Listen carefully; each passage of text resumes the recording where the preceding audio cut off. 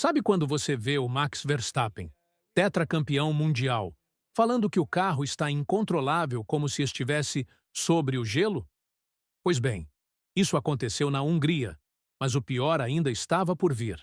A Red Bull Racing acabou de admitir publicamente que falhou completamente em suas tentativas de resolver os problemas do RB21, e as consequências disso podem ser muito mais graves do que imaginamos.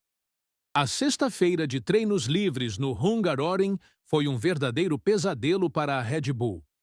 Verstappen não conseguiu encontrar o acerto do carro em momento algum, descrevendo a máquina como incontrolável e chegando ao ponto de ficar atrás do próprio companheiro de equipe Yuki Tsunoda, algo que raramente acontece.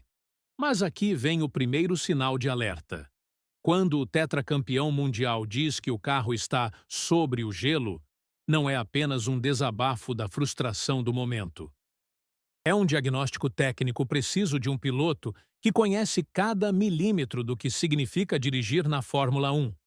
Laurent Mekies, o novo chefe de equipe que substituiu Christian Horner, foi direto ao ponto em sua declaração para a Sky Sports. A equipe tentou de tudo para virar o jogo durante a noite, como sempre fazia nas temporadas anteriores, mas dessa vez, a famosa capacidade de recuperação da Red Bull simplesmente não funcionou. O resultado? Verstappen terminou em 12º lugar no treino classificatório simulado, enquanto Tsunoda amargou a 19ª posição. Para uma equipe acostumada a brigar pela pole position, esses números representam muito mais do que apenas um final de semana ruim. Agora, vamos ao que realmente importa nos bastidores. Mekies confirmou que a equipe adotou configurações completamente diferentes nos dois carros durante o terceiro treino livre, uma estratégia desesperada para tentar entender onde estava o problema. Essa é uma medida extrema que raramente vemos na Fórmula 1, especialmente vinda de uma equipe que dominou as últimas temporadas. Quando uma escuderia de ponta precisa dividir seus carros em direções opostas de desenvolvimento, isso indica que os engenheiros estão literalmente perdidos. É como um médico que não consegue diagnosticar a doença e decide testar todos os remédios possíveis ao mesmo tempo. Mas o que mais chama a atenção na fala de Mekies é a admissão crua de que não conseguimos dar aos nossos pilotos o carro que eles queriam. Essa não é uma declaração comum de um chefe de equipe, principalmente quando se trata da Red Bull. É quase uma confissão pública de incompetência técnica, e isso levanta uma questão preocupante.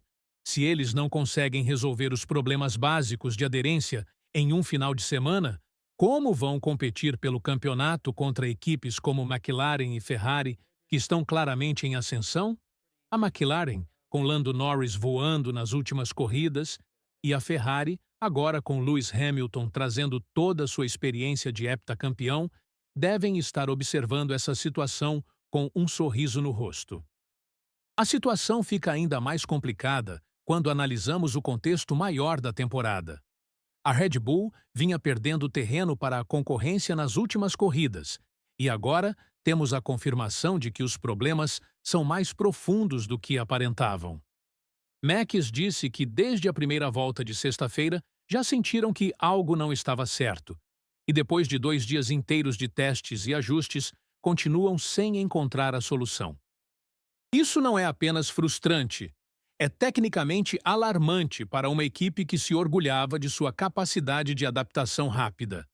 Aqui entra um ponto crucial que poucos estão discutindo: a dependência excessiva da Red Bull em relação ao feedback do Verstappen. Mekies foi claro ao dizer que ter Max na equipe é essencial e uma vantagem enorme para entender quando o carro funciona ou não. Isso significa que, sem Verstappen, a equipe estaria ainda mais perdida tecnicamente. É uma admissão indireta de que os engenheiros da Red Bull podem não ter a capacidade técnica independente que sempre imaginamos. E isso levanta uma questão preocupante. O que acontece se Verstappen decide seguir outro caminho na carreira? A equipe conseguiria manter o nível competitivo? Pense nisso por um momento. Estamos falando da mesma equipe que construiu carros dominantes nos últimos anos. E agora, eles precisam da orientação constante do piloto para entender problemas básicos de aderência. Isso levanta questões sobre a real competência técnica da equipe quando não tem um piloto excepcional para guiá-los na direção certa. É como se a Red Bull tivesse se tornado viciada no talento de Verstappen para mascarar possíveis deficiências em outras áreas do desenvolvimento. E tem mais uma camada preocupante nessa história toda. Quando Max diz que não é tanto uma questão de balanceamento, mas sim de encontrar o nível de aderência que deveríamos ter, ele está admitindo que o problema é fundamental na concepção do carro. Problemas de balanceamento podem ser ajustados com configurações diferentes, mas questões de aderência básica geralmente indicam falhas no projeto aerodinâmico ou na plataforma do chassi. Isso significa que a solução pode exigir mudanças estruturais que levam semanas ou até meses para serem implementadas adequadamente. Agora, vamos pensar nos cenários possíveis a partir daqui.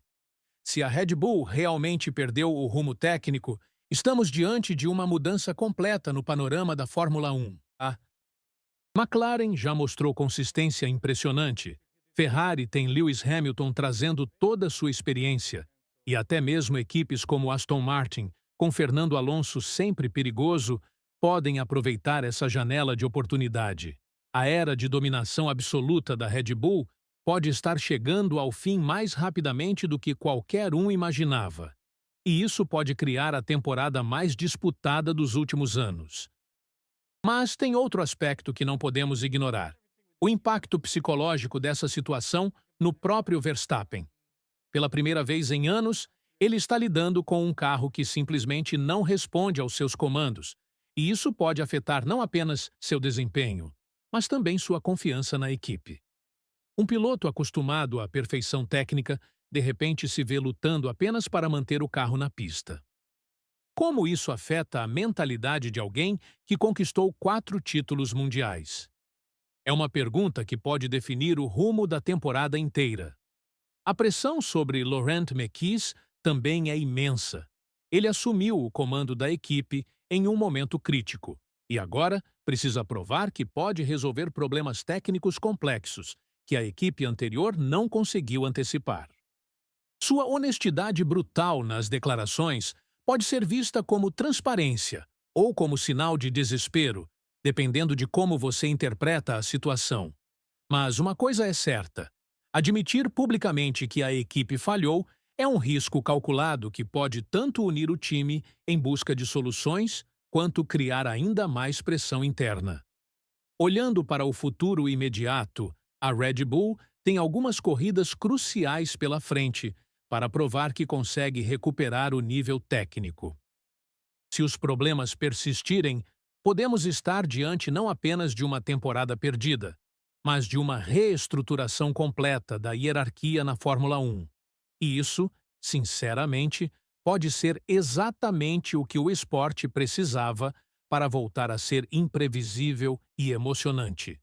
Depois de anos de dominação, ver a Fórmula 1 com múltiplos candidatos reais ao título seria um presente para todos os fãs da categoria. A grande questão que fica é: será que a Red Bull consegue se reinventar tecnicamente a tempo de salvar a temporada? Ou estamos presenciando o fim de uma era de dominação? A resposta vai definir não apenas o futuro de Verstappen, mas toda a dinâmica competitiva da Fórmula 1 nos próximos anos. E você, o que acha? A Red Bull vai conseguir dar a volta por cima ou finalmente chegou a hora de outras equipes brilharem? Deixe a sua opinião nos comentários e não esquece de se inscrever no canal para não perder nenhuma análise sobre os bastidores da Fórmula 1.